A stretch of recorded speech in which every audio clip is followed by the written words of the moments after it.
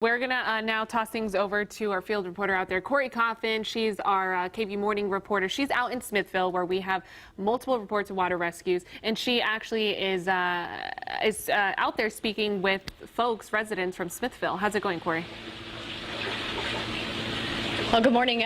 We were able to catch one of the homeowners as he was kind of walking home. Sir, what's your name? Tell us your name. I'm James Breeden.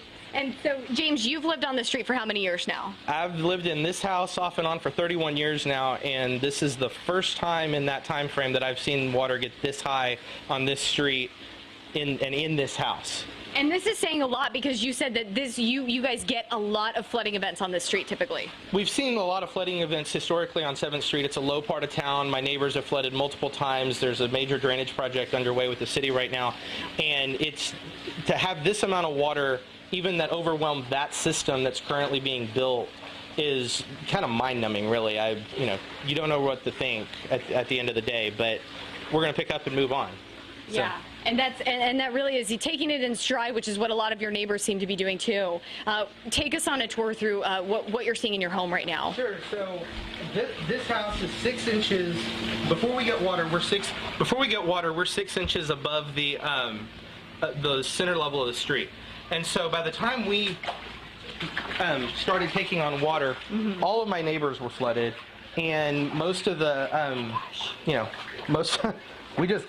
we got water. It started coming in through the garage. It came in through the back room. Our back room to the right over here is really, it's a deeper room. So it's, yeah. Let's see here. So we're going through to the back area part of your home. This is my home office. Okay. And it's underwater. Man. And there's no way to describe it. We blocked it up with bricks at this evening when we started figuring out we were going to take water, and I had no idea it was going to get higher than the brick level. Yeah, I mean, look, you can see some of the electronics here. Yeah, it's all unplugged. Saved all that stuff. But amazingly, you still have power in the home. Yes, we're lucky. Smithville's power system is pretty good. I probably should shut it down, if it gets any higher. It has gone down some. I'm noticing the water level is dropping since where it was. Yeah.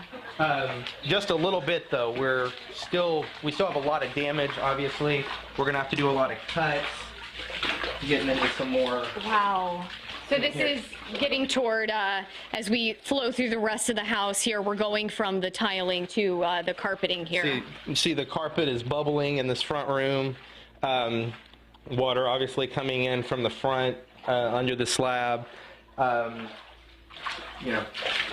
bathroom with plenty of debris in it, because every time you open the door, it, comes in, and debris from the outside comes in, so we're, talking about that.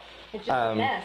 It's a big mess. And like I say, this is the first time this house has had this much water in it since it's been built. It was built in like '82, I believe. Wow, so. Especially with having so many flooding events. I mean, that's catastrophic for this neighborhood. Yeah, it's, the amount of water that's outside, I have to give the city kudos. They did a great job keeping up with the flooding on this street and around town with the new drainage systems and everything up until this evening, and all of a sudden a band came through, got about 4 inches an hour, and it just overwhelmed all their efforts, everything. They just lost control of it.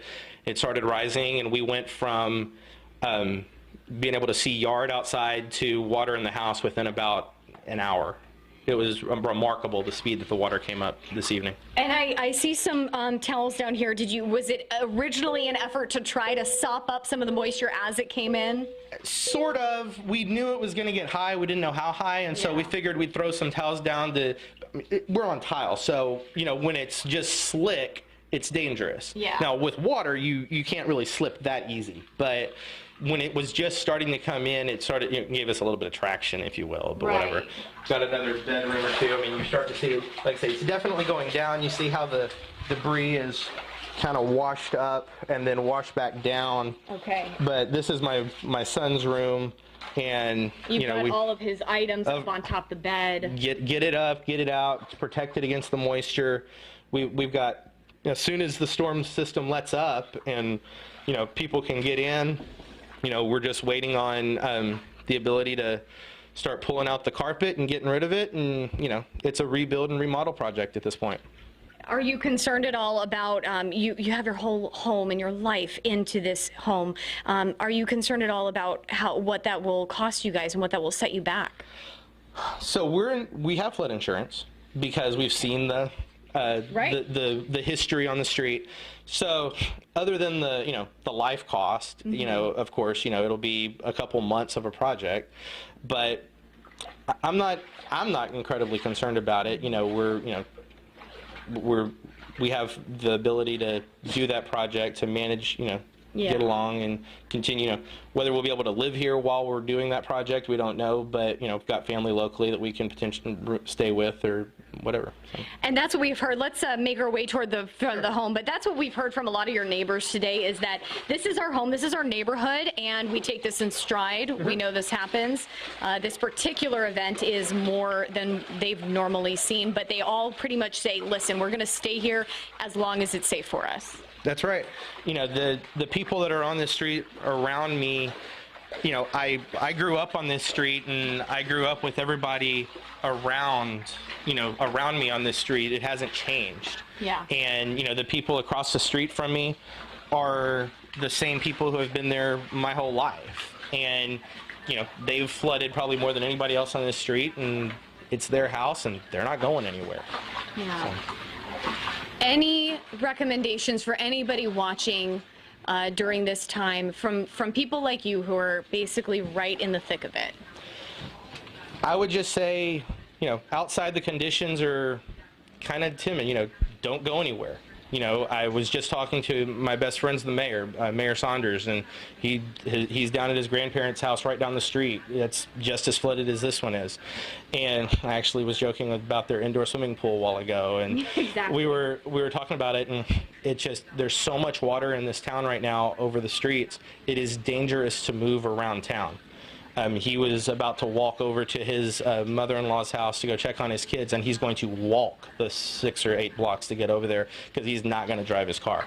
It just makes more sense to walk. It's safer. He knows he's going to get there, and he doesn't have to worry about low water crossings or, etc. He was mentioning swift water rescues they've done in town because of the water.